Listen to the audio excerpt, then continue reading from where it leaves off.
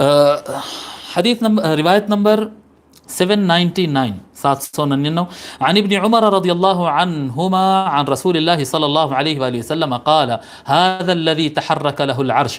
حضرت عبداللہ ابن عمر رضی اللہ تعالی عنہما روایت فرماتے ہیں کہ رسول اللہ صلی اللہ علیہ وآلہ وسلم نے ارشاد فرمایا یہ وہ آدمی ہے جس کے لیے عرش کانپا ہے، جس کے لیے عرش حرکت کیا ہے.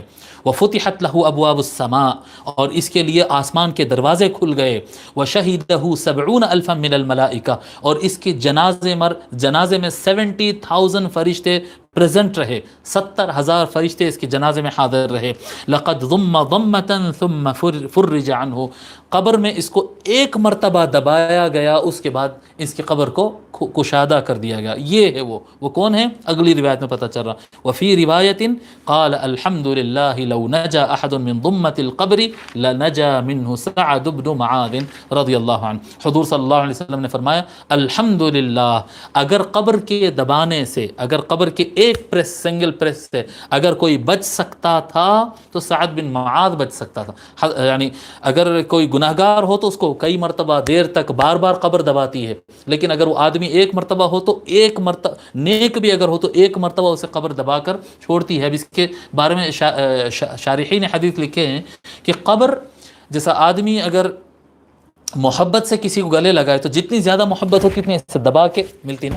بالکل اسی طرح سے جب نیک بندہ زمین میں جاتا ہے تو اللہ زمین جو ہے اس سے محبت میں ایک مرتبہ اسے دبا کر چھوڑتی ہے اس طرح سے. تو قبر کی اگر دبانے سے قبر کے پریس کرنے سے اگر کوئی بچتا ہوتا تو سعد بن معاذ بچتا ہوتا، مگر اس کو بھی قبر نے دبا کر ایک مرتبہ چھوڑا ہے. حضور صلی اللہ علیہ وآلہ وسلم نے اس طرح سے فرمایا. تو یہ حضرت سعد بن معاذ رضی اللہ تعالیٰ عنہ، ابھی ان کے بارے میں لکھاتا ہوں. ان کی کرامت تھی یہ کہ ان کے انتقال پر اللہ تعالیٰ کا عرش حرکت کیا، ان کا عرش اللہ تعالیٰ کا حرکت کیا اور آسمان کے دروازے کھولے گئے اور 70,000 فرشتے ان کے جنازے میں شریک رہے.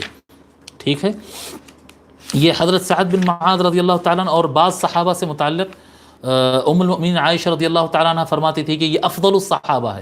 ام المؤمنین عائشہ کا قول ہے الاستیعاب ابن عبد البر میں، تمام صحابہ میں سب سے افضل ترین یہ صحابہ ہے. اس طرح سے یعنی افضلیت کے مسئلے میں تو اختلاف ہے، لیکن ایک روایت آپ کے بارے میں یہ بھی ہے. میں حضرت اسید بن حضیر، ہم ذکر کیے نا ابھی اوپر، اسید بن حضیر اور عباد بن بشر اور سعد بن معاذ. ام المؤمنین عائشہ رضی اللہ عنہ فرماتی ہیں کہ صحابہ نبی صلی اللہ علیہ وآلہ وسلم میں یہ تین لوگ سب سے افضل ہے.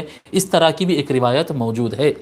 ٹھیک ہے، مگر ہمارا ماننا یہ ہے کہ صحابہ کرام میں سب سے افضل حضرت سیدنا ابو بکر صدیق رضی اللہ تعالی عنہ ہی ہے. ہمارا یہی ماننا ہے، ہمارا یہی عقیدہ ہے.